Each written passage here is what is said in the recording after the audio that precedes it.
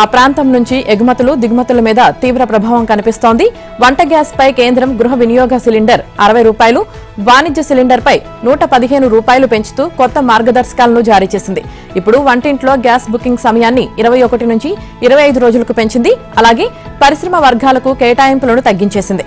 దీంతో హోటల్, ఇతర commercial gas వినియోగదారులు ఇప్పుడు ఆందోళన వ్యక్తం చేస్తున్నారు. మరోవైపు విశాఖపట్నం, కాకినాడ, ఇతర పోర్ట్ నుండి కంటైనర్ల ద్వారా వివిధ వస్తువులు ఎగుమతులు అవుతున్నాయి. ఇందులో సీఫుడ్, ఆహార ధాన్యాలు, మినరల్స్, మెటల్స్ చాలానే ఉంటాయి. కొత్తగా పశ్చిమాసియా దేశాలకు చేసే ఎగుమతులు వెళ్లడం లేదు. యూఏఈకి వెళ్లే మెరైన్ ఉత్పత్తులు ఆగిపోయాయి. బోట్స్ వాడే ఆయిల్ ధరలు ఇప్పటికే పెరిగిపోయాయి. అలాగే గ్యాస్ సరఫరా లేక షిప్ కుకింగ్ నిలిచిపోయే ప్రమాదం ఉందని కేంద్ర ప్రభుత్వాలు దృష్టి పెట్టాలని కోరుతున్నారు. అలాగే చాలా కంటైనర్లు విశాఖ కంటైనర్ టెర్మినల్లోనే ఉండిపోయిన పరిస్థితి ఉందంటున్నారు. ఇక మరోవైపు ఎల్పీజీ గ్యాస్ ధరలు పెరిగిన నేపథ్యంలో పెట్రోల్, డీజిల్ ధరలు కూడా పెరుగుతున్నాయన్న ఆందోళన ప్రజల్లో మొదలైంది. ఎరువుల సరఫరా, తయారీ రంగం, ముడి సరుకులు, నిర్మాణ సామాగ్రి, వజ్రాల పరిశ్రమలపై యుద్ధం ప్రభావం స్పష్టంగా కనిపించే అవకాశం ఉంది. బీమా ధరలు పెరిగిపోవడంతో పాటు లాజిస్టిక్ కాస్ట్ కూడా పెరుగుతుంది. పశ్చిమాసియాలో జరుగుతున్న యుద్ధంతో సింగరేణి సంస్థలో ఆందోళన నెలకొంది. సంస్థకు నిత్యావసరమైన ఇంధనం, పేలుడు పదార్థాల కొరత మొదలైంది. పరిస్థితి ఇలాగే కొనసాగితే సింగరేణి సహా అనేక పరిశ్రమలు సంక్షోభంలో చిక్కుకునే ప్రమాదం కనిపిస్తోంది. సింగరేణిలో మొత్తం 17 ఓపెన్ కాస్ట్ గనుల నుంచి రోజుకు 2 లక్షల టన్నుల బొగ్గు వస్తుండగా 30 నుంచి 40 వేల టన్నుల మేరకు భూగర్భ గనుల నుంచి తీస్తున్నారు.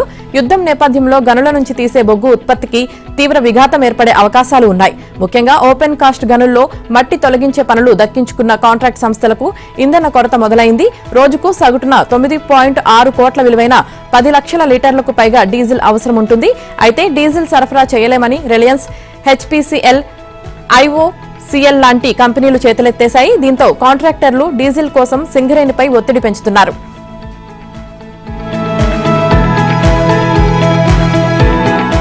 ఇరాన్, ఇజ్రాయెల్ యుద్ధంతో మనకేం ఇబ్బంది లేదు. మన అవసరాలకు సరిపడా గ్యాస్ నిల్వలు ఉన్నాయి.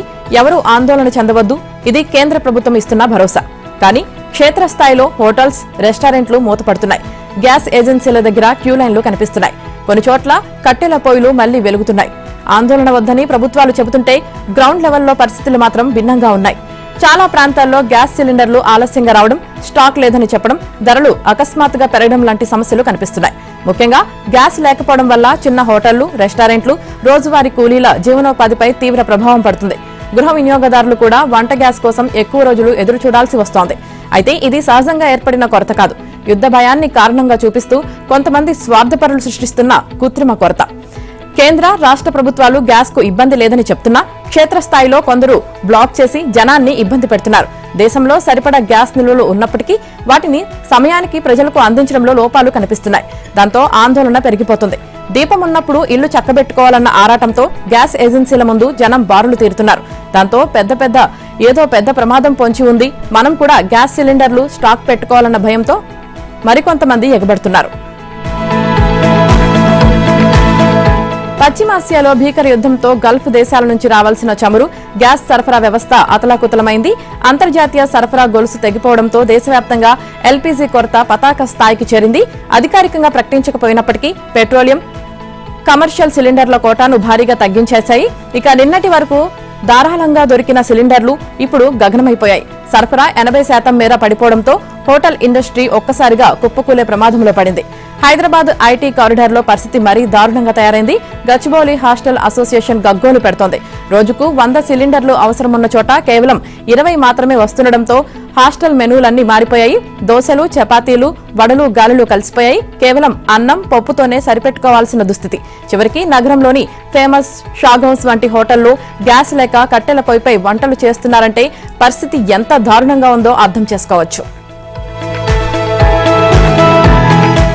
దేశంలో గ్యాస్ కరువు తాండవిస్తోంది. కశ్మీర్ నుంచి కన్యాకుమారి వరకు గ్యాస్ ఏజెన్సీల ముందు జనం పడిగాపులు కాస్తున్నారు. గోరఖ్పూర్ లో కిలోమీటర్ల మేర క్యూ లైన్లు చూస్తుంటే నోట్ల రద్దు నాటి కష్టాలు గుర్తుకొస్తున్నాయి. సోషల్ మీడియాలో ఈ వీడియోలు వైరల్ అవుతుండటంతో సామాన్యుడిలో వణుకు మొదలైంది. యూపీలో గ్యాస్ బుకింగ్ కోసం జనం సిలిండర్లు పట్టుకుని పరుగులు తీయడం చర్చనీయాంశంగా మారింది. ఇంకోవైపు గ్యాస్ లేక పాట్నాలో జనం మళ్లీ పాతకాలం నాటి బొగ్గు పొయ్యిల వైపు మళ్లుతున్నారు. తమిళనాడులో గ్యాస్ డెలివరీ చేయడం లేదని స్థానికులు ఖాళీ సిలిండర్లను రోడ్లపై పెట్టి నిరసన తెలిపారు. దీంతో కిలోమీటర్ల మేర ట్రాఫిక్ జామ్ అయింది. వంట గ్యాస్ కొరతతో హోటల్ ఇండస్ట్రీ విలవిలలాడుతోంది. ముంబైలో ఇప్పటికీ 20% హోటళ్లు బోర్డు తిప్పేగా బెంగళూరులో చిన్న చిన్న రెస్టారెంట్లు కేవలం టీ, కాఫీలకు పరిమితమయ్యాయి. అంతేనా, దాదాపు చాలా హోటల్స్ లో కట్టెల పొయ్యిలు దర్శనమిస్తున్నాయి. వాటిపైనే ఆధారపడి కస్టమర్ల కడుపు నింపుతున్నామని యజమానులు తమ గోడు వెళ్లగక్కుతున్నారు. ఈ సమస్యను పరిష్కరించడానికి కేంద్ర ప్రభుత్వం చొరవ చూపాలని Karnataka deputy CM DK Shivakumar demand చేశారు. అసలు ఇప్పటి వరకు కేంద్రం ఈ అంశంపై ఎందుకు స్పందించడం లేదని ప్రశ్నించారు. జిల్లా కలెక్టర్లు విధిగా క్షేత్రస్థాయికి వెళ్లాల్సిందేనని సీఎం చంద్రబాబు స్పష్టం చేశారు.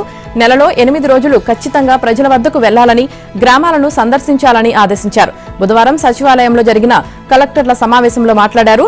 తాగే నీరు, పాలు కల్తీ అవుతుంటే ఏం చేస్తున్నారు, ఆయా శాఖలు ఏం పనిచేస్తున్నాయో చూసుకోనవసరం లేదా అని ప్రశ్నించారు. ప్రజలు ప్రాణాలంటే లెక్కలేనితనంగా ఉందా అంటూ ఆగ్రహం వ్యక్తం చేశారు. ప్రజల ప్రాణాలతో చెలగాటమాడే వారి విషయంలో కఠినంగా వ్యవహరిస్తామని హెచ్చరించారు. ఆన్లైన్ యుగంలో ఇంటర్నెట్, కంప్యూటర్ల ద్వారా ఇప్పుడు ఎక్కడున్నా పనిచేసే అవకాశం వచ్చిందని, కేవలం ఆఫీసులకే పరిమితం కావద్దని సీఎం హితబోధ చేశారు. గ్రామాల పర్యటనకు వెళ్లినప్పుడు కంప్యూటర్, ల్యాప్టాప్లతో పనిచేయవచ్చని తెలిపారు. విభాగాధిపతులు నెలలో 6 సార్లు జిల్లాల పర్యటనలకు వెళ్లి ప్రజలను కలవాలి. అధికారులు ఎప్పటికప్పుడు ప్రజలను కలిస్తేనే ప్రభుత్వ లక్ష్యాలు ఏ మేరకు సాధిస్తున్నామో, సంక్షేమ పథకాల అమలు ఎలా ఉందో తెలుస్తుందన్నారు. శ్రీకాకుళంలో డయేరియా, రాజమహేంద్రవరంలో కల్తీపాలు, కాకినాడలో బాణసంచా పేలుడుతో సంభవించిన మరణాలపై సీఎం విచారం వ్యక్తం చేశారు. సరైన పర్యవేక్షణ ఉంటే ఈ పరిస్థితులు ఎదురు కావాలని ప్రశ్నించారు. ఇక ఇలాంటి సంఘటనలు జరగకుండా చూసుకోవాల్సిన బాధ్యత కలెక్టర్లపైనే ఉందని స్పష్టం చేశారు. రాష్ట్ర గవర్నర్గా శివప్రతాప్ శుక్లా లోక్ భవన్లో తెలుగులో ప్రమాణ స్వీకారం చేశారు. High court chief justice Aparesh Kumar Singh Shivapratap శుక్లాతో ప్రమాణం చేయించారు. ఈ కార్యక్రమానికి ముఖ్యమంత్రి రేవంత్ రెడ్డి, అసెంబ్లీ స్పీకర్ గడ్డం ప్రసాద్ కుమార్, శాసన మండలి చైర్మన్ గుత్తా సుఖేందర్ రెడ్డి, ఉప ముఖ్యమంత్రి బట్టి విక్రమార్క, మంత్రులు, ఎంపీలు, ఎమ్మెల్యేలు, ఎమ్మెల్సీలు, వివిధ రాజకీయ పార్టీల ముఖ్య నాయకులు, ప్రభుత్వ ప్రధాన కార్యదర్శి రామకృష్ణారావు, డీజీపీ శివధర్ రెడ్డి తదితర ఉన్నతాధికారులు హాజరయ్యారు. తెలంగాణ గవర్నర్గా పదవి బాధ్యతలను వినమ్రతతో, గౌరవభావంతో స్వీకరిస్తున్నానని, రాష్ట్ర ప్రజలకు సేవ చేయడం అదృష్టంగా భావిస్తున్నానన్నారు. తనపై నమ్మకం ఉంచి కీలక బాధ్యతను అప్పగించిన రాష్ట్రపతి, ప్రధానులకు ధన్యవాదాలు తెలిపారు. తెలంగాణ అంటే గొప్ప సాంస్కృతిక సంపద, సంప్రదాయాలు, అసాధారణ పురోగతికి నిదర్శనమన్నారు. పార్టీ ఫిరాయింపుల వ్యవహారంలో దానం నాగేందర్, కడియం శ్రీహరికి ఊరట దక్కింది. వారిపై దాఖలైన అనర్హత పిటిషన్లను స్పీకర్ ప్రసాద్ కుమార్ కొట్టేశారు.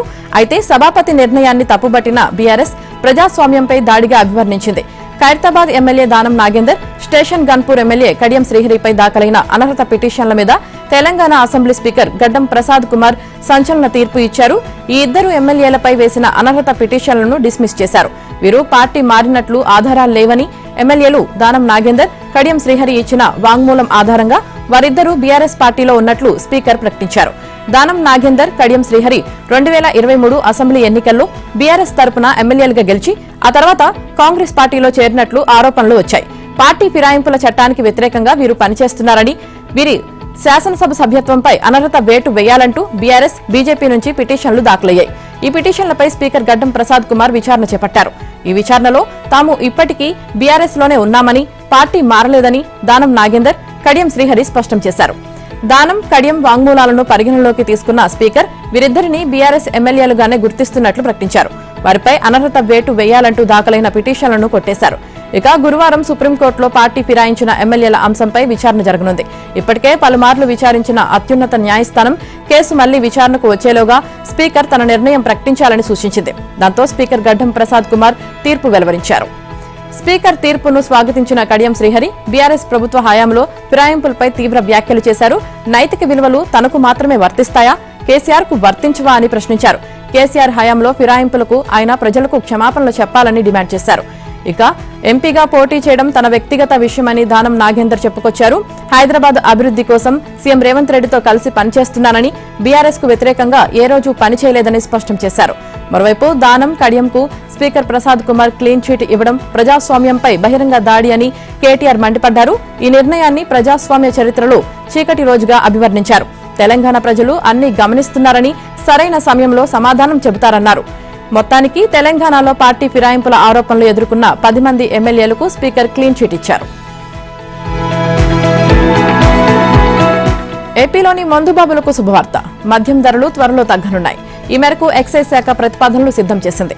త్వరలో కేబినెట్ ఆమోదానికి ఈ ఫైల్ను పంపేందుకు సిద్దమవుతుంది. కేబినెట్ ఆమోదం తర్వాత తగ్గిన ధరలు అమల్లోకి వచ్చే అవకాశం ఉంటుంది. ప్రీమియం లిక్కర్ ధరలను తగ్గించేందుకు ప్రభుత్వం సిద్దమవుతుంది. ప్రీమియం విదేశీ లిక్కర్ బ్రాండ్ల ధరలను తగ్గించాలనే ప్రతిపాదనలు ఎప్పటి నుంచో ఉన్నాయి. ఇతర రాష్ట్రాలతో పోలిస్తే ఏపీలో ప్రీమియం బ్రాండ్ల లిక్కర్ ధరలు బాగా ఎక్కువగా ఉన్నాయి. దీంతో ఏపీలో వీటి సేల్స్ తక్కువగా ఉన్నట్లు ఎక్సైజ్ శాఖ గుర్తించింది. దీంతో సేల్స్ పెరిగేలా చేసేందుకు ప్రీమియం బ్రాండ్ల ధరలను తగ్గించనుంది. ఇక పొరుగు రాష్ట్రాలతో పోలిస్తే మన రాష్ట్రంలో ప్రీమియం లిక్కర్ ధరలు చాలా ఎక్కువగా ఉన్నాయి. దీంతో రాష్ట్రంలోకి నాన్ డ్యూటీ పెయిడ్ లిక్కర్ విచ్చలవిడిగా వస్తుంది. ఒక ఖరీదైన ఫారిన్ లిక్కర్ సీసా ధర తెలంగాణలో 22,000 ఉంటే అదే బాటిల్ను ఏపీలో 25,000కు అమ్ముతున్నారు. మరో బ్రాండ్ 27,000 నుంచి 33,000 తేడా ఉంది. ఇక కర్ణాటకతో పోలిస్తే కొన్ని ప్రీమియం బ్రాండ్ల ధరల్లో దాదాపు సగానికి సగం తేడా ఉంది. దీంతో రాష్ట్రంలో ఫారిన్ లేదా ప్రీమియం లిక్కర్ అమ్మకాలు చాలా తక్కువగా ఉన్నాయి. వీటి అమ్మకాలు పెరగాలంటే ఆ బ్రాండ్ల ధరలు తగ్గాలని ఎక్సైజ్ శాఖ ప్రతిపాదించింది. కేబినెట్ లో ఆమోదం పొందిన వెంటనే ధరలు తగ్గనున్నాయి. ఈ నిర్ణయంతో 20 ఖరీదైన బ్రాండ్ల మద్యం ధరలు తగ్గనున్నాయి. ఒక్కో సీసాపై కనీసం 3,000 వరకు తగ్గనుంది. అదే జరిగితే ఇక్కడ అమ్మకాలు భారీగా పెరిగి మరింత ఆదాయం చేకూరనుంది. వైసీపీ ప్రభుత్వంలో మద్యం ధరలు పక్క రాష్ట్రాల్లో ఏమాత్రం సంబంధం లేకుండా భారీగా పెంచేశారు. కూటమి ప్రభుత్వం అధికారంలోకి రాగానే దాదాపు 40 బ్రాండ్ల ధరలు తగ్గించారు. కానీ ప్రీమియం బ్రాండ్ల ధరలు తగ్గించకపోవడంతో ఆ కేటగిరీలో ఎన్డీపీఎల్ రాష్ట్రంలోకి వస్తోంది. ఫలితంగా రాష్ట్రం చాలా ఆదాయం కోల్పోతుంది. అలాగే వైన్ ధరలు కూడా తగ్గించాలని ఎక్సైజ్ శాఖ నిర్ణయం తీసుకుంది. ఖరీదైన లిక్కర్తో పాటు వైన్ పైన ఎడాపెడా పన్నులు వేశారు. దీంతో ఈ 2 కేటగిరీల్లో అమ్మకాలు దారుణంగా ఉన్నాయి. తెలంగాణ రాష్ట్ర విద్యుత్ రంగంలో ప్రభుత్వం సంచలన నిర్ణయం తీసుకుంది. రాష్ట్రంలో ఇప్పటికే ఉన్న 2 విద్యుత్ పంపిణీ సంస్థలకు అదనంగా 3వ డిస్కంను ఏర్పాటు చేస్తూ అధికారికంగా ఉత్తర్వులు జారీ చేసింది. ఈ కొత్త సంస్థకు తెలంగాణ రైతు పవర్ డిస్ట్రిబ్యూషన్ కంపెనీ లిమిటెడ్ అని పేరు ఖరారు చేసినట్లుగా తెలుస్తోంది. అయితే కొత్తగా ఏర్పడిన ఈ డిస్కం బాధ్యతలను ప్రభుత్వం సమర్థవంతమైన అధికారులకు అప్పగించింది. సీనియర్ ఐఏఎస్ అధికారి ముషారఫ్ అలీ ఫరూఖ్ని ఈ సంస్థకు చైర్మన్, మేనేజింగ్ డైరెక్టర్ గా నియమించింది. ఆయనతో పాటు సంస్థ కార్యకలాపాలను పర్యవేక్షించేందుకు మరో 4 డైరెక్టర్లను కూడా ప్రభుత్వం నియమించింది. ఈ కొత్త డిస్కం కేవలం సాధారణ విద్యుత్ పంపిణీకే పరిమితం కాకుండా ప్రత్యేకంగా వ్యవసాయం, ప్రజా అవసరాలకు సంబంధించిన విద్యుత్ సరఫరాను పర్యవేక్షించనుంది. రాష్ట్ర వ్యాప్తంగా ఉన్న వ్యవసాయ విద్యుత్ కనెక్షన్ల నిర్వహణ, రైతులకు నాణ్యమైన విద్యుత్ అందించనుంది. రైతులు కోరుకునే కొత్త వ్యవసాయ విద్యుత్ కనెక్షన్లను మంజూరు చేయనుంది. రాష్ట్రంలోని భారీ మధ్య తరహా ఎత్తిపోతల ప్రాజెక్టులకు విద్యుత్ సరఫరా చేయనుంది. ఇక mission Bhagiratha, Hyderabad metro water works, municipal water supply స్కీంలకు సంబంధించిన విద్యుత్ కనెక్షన్లను ఈ డిస్కం పర్యవేక్షించనుంది. సాధారణ వినియోగదారులు, పరిశ్రమల విద్యుత్ అవసరాల నుంచి వ్యవసాయం, భారీ ప్రభుత్వ ప్రాజెక్టుల విద్యుత్ లోడ్ను వేరు చేయడం ద్వారా అడ్మినిస్ట్రేషన్ మరింత సులభతరం అవుతుందని తెలంగాణ ప్రభుత్వం భావిస్తోంది. దీంతో రైతులకు విద్యుత్ సమస్యలు తలెత్తకుండా వేగంగా పరిష్కారం లభించే అవకాశం ఉంది. రాష్ట్ర విభజన తర్వాత విద్యుత్ రంగంలో తెలంగాణ ప్రభుత్వం చేపట్టిన అతిపెద్ద సంస్కరణలో ఇది ఒకటిగా నిలిచింది. మాజీ మంత్రి వివేక హత్య కేసులో సుప్రీంకోర్టు విచారణ చేపట్టింది. ఈ కేసులో 3వ సప్లిమెంటరీ ఛార్జ్షీట్ దాఖలు చేసినట్లు కోర్టుకు సీబీఐ తెలిపింది. తమ దర్యాప్తు పూర్తి చేసినట్లు సీబీఐ తరపు న్యాయవాది చెప్పారు. అయితే తాము లేవనెత్తిన అంశాలపై దర్యాప్తు జరగలేదని సునీత తరపు న్యాయవాది సిద్ధార్థ్ లూత్రా వాదించారు. దీంతో ఈ కేసుకు సంబంధించి ట్రయల్ కోర్టును ఆశ్రయించవచ్చని జస్టిస్ ఎంఎం సుందరేష్ ధర్మాసనం సూచించింది. ట్రయల్ కోర్టులో సెక్షన్ 207 కింద దాఖలైన అన్ని పిటిషన్లపై 4 వారాల్లో విచారణ ముగించి తీర్పు వెలువరించాలని ఆదేశించింది.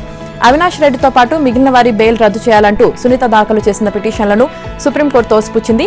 ఛార్జ్షీట్ దాఖలు పూర్తయినందున నిందితులు బెయిల్ రద్దు పిటిషన్లపై విచారణ జరపాల్సిన అవసరం లేదని తెలిపింది. వివేక హత్య కేసులో దర్యాప్తు ముగిసిందని సీబీఐ తెలిపినందున నిందితుల బెయిల్ పిటిషన్లను తోసిపుచ్చింది. ఇక మరోవైపు ఈ కేసులో నిందితుడు దేవిరెడ్డి శివశంకర్ రెడ్డి కడప వెళ్లేందుకు సీబీఐ కోర్టు షరతులతో కూడిన అనుమతి ఇచ్చింది. తన తల్లి ఆరోగ్యం సరిగ్గా లేదని మెడికల్ ట్రీట్మెంట్ కోసం 4 రోజులు ఇంటికి వెళ్లేందుకు పర్మిషన్ కోరగా 3 రోజులు మాత్రమే ఇచ్చింది. దేశంలో మొట్టమొదటిసారిగా సైబరాబాద్ పోలీసులు డీప్ ఫ్రీజ్ అకౌంట్స్ మేళా నిర్వహించారు. సైబర్ మోసం దర్యాప్తు సమయంలో సంభవించిన కొందరు అమాయక ఖాతాదారులకు ఎన్ఓసీలు జారీ చేశారు. సైబర్ నేరాలతో సంబంధం లేకుండా కొందరి ఖాతాలు ఫ్రీజ్ అవుతుంటాయి. వీరికి రోజువారీ ఆర్థిక లావాదేవీలన్నీ నిలిచిపోయి ఇబ్బంది పడుతుంటారు. ఇటీవల కొందరు సైబర్ నేరగాళ్లు మాల్స్, వ్యాపారుల నిర్వాహకుల దగ్గరికెళ్లి తన ఖాతాలో డబ్బుందని యూపీఐ ద్వారా బదిలీ చేసి నగదు తీసుకుంటున్నారు. ఇలాంటి లావాదేవీకి నేరంతో సంబంధం లేకున్నా వ్యాపారి ఖాతా ఫ్రీజ్ అవుతుంది. మరోవైపు సైబర్ క్రైమ్ తో సంబంధం ఉన్న వ్యక్తి అతని అకౌంట్ నుంచి ఎవరికి అమౌంట్ పంపినా వారి ఖాతాలపై పోలీసులు నిఘా ఉంచి స్తంభింపజేస్తారు. ఆ సమయంలో వచ్చిన నగదుతో పాటు మీ అకౌంట్లో ఉన్న మొత్తాన్ని నిలిపివేస్తారు. సైబర్ నేరాలతో మీకు సంబంధం లేకున్నా నేరం చేస్తున్న వ్యక్తి నుంచి నగదు బదిలీ అయింది కాబట్టి ఖాతా ఫ్రీజ్ అవుతుంది. అకౌంట్ ఫ్రీజ్ అయిన వెంటనే బ్యాంకు అధికారులను సంప్రదిస్తే దానికి గల కారణాలను ఏ పోలీస్ స్టేషన్ ఆదేశాలతో ఫ్రీజ్ చేశారో వివరిస్తారు. తర్వాత పోలీస్ స్టేషన్ కు వెళ్లి ఖాతా వివరాలు, కొన్ని కేవైసీ పత్రాలు సమర్పించాల్సి ఉంటుంది. పోలీస్ అధికారులు పరిశీలించి విచారణ జరిపి ఎన్ఓసీ ఇస్తారు. బ్యాంకుకు మెయిల్ పంపిస్తారు. బాధితుడు ఎన్ఓసీని బ్యాంకులో ఇస్తే 3 రోజుల్లో ఖాతా డీఫ్రీజ్ అవుతుంది. ఇలాంటి ఇబ్బందులు ఎదుర్కొంటున్న బాధితుల కోసమే సైబరాబాద్ పోలీసులు మేళా నిర్వహించారు. నిజమైన ఖాతాదారుల సమస్యలను పరిష్కరించేందుకు వారికి త్వరితగతిన న్యాయం చేయడం కోసం డీఫ్రీజ్ మేళా నిర్వహించారు. డీఫ్రీజ్ మేళాలో 110 బ్యాంకు ఖాతాలకు ఎన్ఓసీ ఇచ్చారు. సైబర్ నేరాలతో సంబంధం లేని తమ ఖాతాలను డీఫ్రీజ్ చేసి ఎన్ఓసీలు ఇవ్వడం పట్ల పలువురు హర్షం వ్యక్తం చేస్తున్నారు. అపరిచితులతో అప్రమత్తంగా ఉండాలని, బ్యాంకు ఖాతా వివరాలు, ఓటీపీలు, వ్యక్తిగత సమాచారాన్ని పంచుకోవద్దని పోలీసులు సూచిస్తున్నారు. భక్తులు నిత్యం సమర్పించిన కానుకలను టీటీడీ పరకామణిలో లెక్కిస్తారు. ఈ పరకామణి కేంద్రం గతంలో శ్రీవారి ఆలయంలోనే ఉండగా స్వలాభంతో గత వైసీపీ అన్నదాన కేంద్రం సమీపంలోకి మార్చింది. గత వైసీపీ హయాంలో పెద్ద జిఆర్ గుమ్మస్తాగా పనిచేస్తున్న రవికుమార్ భక్తులు సమర్పించిన అమెరికన్ డాలర్లను దొంగతనం చేస్తూ పట్టుబడ్డారు. అతని వద్ద $100 భద్రతా సిబ్బంది స్వాధీనం చేసుకుని పోలీసులకు ఫిర్యాదు చేశారు. టీటీడీ విజిలెన్స్ ఫిర్యాదు మేరకు కేసు నమోదు చేసిన పోలీసులు విచారణలో రవికుమార్ కోట్ల రూపాయల నగదును పరకామణి నుంచి తస్కరించినట్లు తేల్చారు. ఇక కూటమి ప్రభుత్వం అధికారంలోకి రాగానే ఈ అంశం మళ్లీ తెరపైకి వచ్చింది. తిరుపతికి చెందిన ఓ జర్నలిస్ట్ న్యాయస్థానాన్ని ఆశ్రయించారు. దీంతో పరకామణి చోరీ కేసును సిఐడితో విచారణ చేయించి నివేదిక ఇవ్వాలని కోర్టు ఆదేశించింది.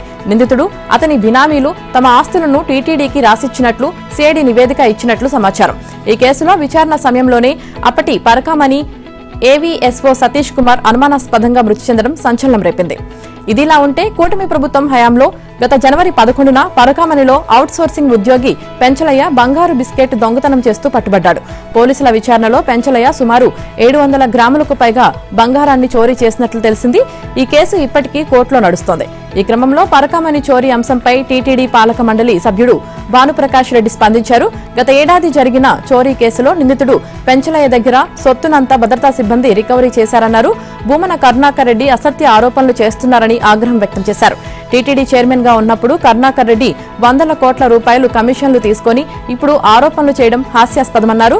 కూటమి ప్రభుత్వంలో ఎలాంటి కమిషన్లు తీసుకోలేదని తాము ప్రమాణం చేస్తామని కరుణాకర్ రెడ్డి ప్రమాణం చేస్తారా అంటూ సవాల్ విసిరారు.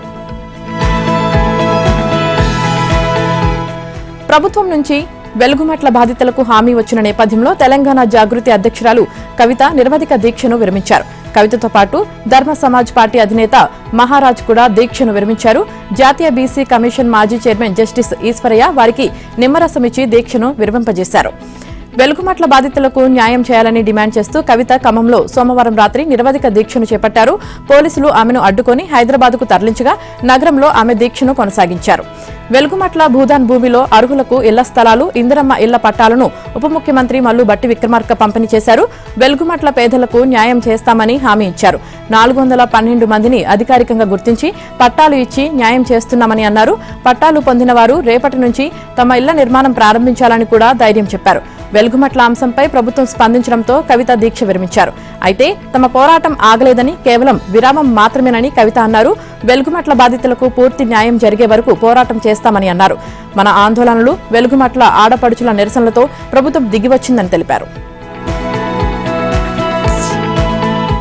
లోక్సభ స్పీకర్ ఓం బిర్లాపై ప్రతిపక్షాలు పెట్టిన అవిశ్వాసం వీగిపోయింది. మంగళవారం కాంగ్రెస్ ఎంపీ జావేద్ ప్రవేశపెట్టిన తీర్మానాన్ని ప్యానెల్ స్పీకర్ అనుమతించారు. సుమారు 10 గంటల పాటు లోక్సభలో అధికార ప్రతిపక్ష సభ్యులపై వాదోపవాదనలు జరిగాయి. లోక్సభలో స్పీకర్ ఓం బిర్లా ఏకపక్షంగా వ్యవహరిస్తున్నారని ప్రతిపక్ష నేతలకు విపక్షాలు ఆరోపించాయి. ఇక ఇదే రీతిలో అధికార పక్షం సైతం కౌంటర్ ఇచ్చింది. చరిత్రలో మొదటిసారి లోక్సభలో విపక్ష నేతను మాట్లాడనివ్వడం లేదని రాహుల్ గాంధీ ఆగ్రహం వ్యక్తం చేశారు. నరవనే రాసిన పుస్తకం గురించి చర్చ జరగకుండా చేశారంటూ మండిపడ్డారు. లోక్సభ కేవలం రాజకీయ పార్టీ గొంతు కాదని భారత ప్రజల గొంతుక అన్నారు. సభలో ప్రతిపక్ష సభ్యులు తమ అభిప్రాయాలు వ్యక్తం చేయకుండా స్పీకర్ అడ్డుకుంటున్నారంటూ ఆరోపించారు రాహుల్. ఇక రాహుల్ వ్యాఖ్యలపై బీజేపీ అభ్యంతరం వ్యక్తం చేసింది. మోదీ ఏ విషయంలోనూ రాజీ పడలేదని రవిశంకర్ అన్నారు. స్పీకర్ ఏది చేసినా నిబంధనల ప్రకారమే చేశారని, ప్రతిపక్ష సభ్యులు స్పీకర్ను చాలాసార్లు అవమానించారంటూ సభలో మండిపడ్డారు. జాతీయ భద్రత గురించి ప్రతిపక్ష నేత ఆచితూచి మాట్లాడాలంటూ హితవు పలికారు. రాహుల్ గాంధీపై కేంద్ర హోంమంత్రి అమిత్ షా నిప్పులు చెరిగారు. 4 దశాబ్దాల తర్వాత లోక్సభ స్పీకర్పై అవిశ్వాస తీర్మానం ప్రవేశపెట్టడం జరిగిందన్నారు. సమావేశాలు జరిగిన ప్రతిసారి ప్రతిపక్ష నేత విదేశాలకు వెళ్లడం అలవాటంటూ అమిత్ షా ఎద్దేవా చేశారు. స్పీకర్ నిర్ణయాలతో ఏకీభవించలేమంటూ అమిత్ షా స్పష్టం చేశారు. లోక్సభ స్పీకర్ ఓం బిర్లాపై పెట్టిన అవిశ్వాసం వీగిపోయింది. సుదీర్ఘ చర్చల అనంతరం మూజావానీ ఓటులో అవిశ్వాసం వీగిపోయింది. దీంతో లోక్సభను నేటికి వాయిదా వేశారు ప్యానెల్ స్పీకర్ జగదాంబికా పాల్. ఇక స్పీకర్పై అవిశ్వాస తీర్మానం వీగిపోవడంతో ఓం బిర్లా ఇవాళ లోక్సభకు హాజరు కానున్నట్లు సమాచారం. మహిళా రిజర్వేషన్ల అమలుపై కేంద్ర ప్రభుత్వం ఊహించని రీతిలో ముందడుగు వేస్తోంది.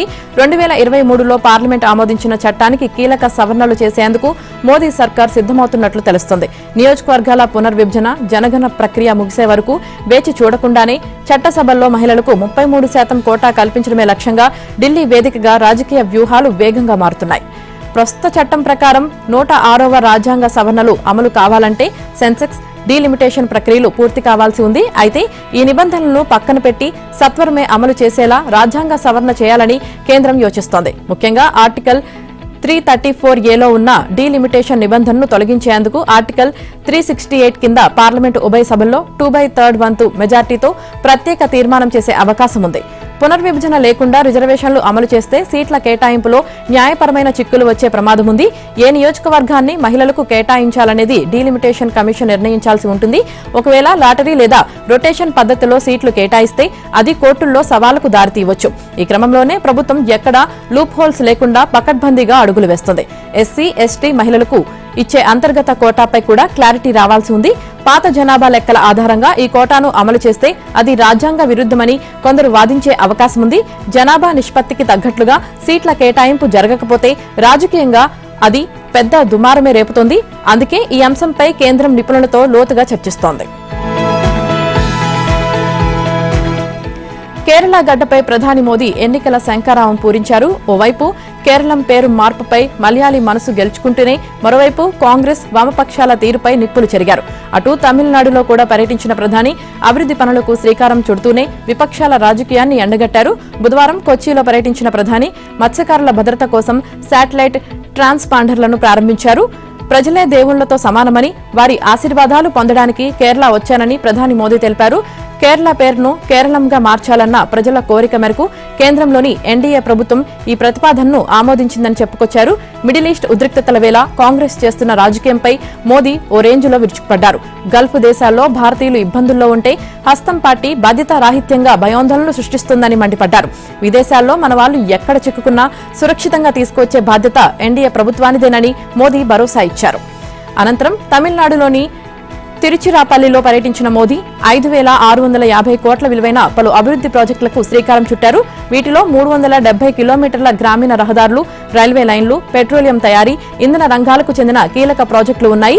అలాగే నాగర్కోయిల్, రామేశ్వరం వంటి ప్రాంతాలను కలిపే కొత్త రైలు సర్వీసులను కూడా ప్రారంభించారు. టౌన్ ప్లానింగ్ విభాగంలో జరుగుతున్న అవినీతిపై అనేక ఫిర్యాదులు రావడంతో ఏపీ వ్యాప్తంగా 2వ రోజు ఏసీబీ అధికారులు దాడులు నిర్వహించారు.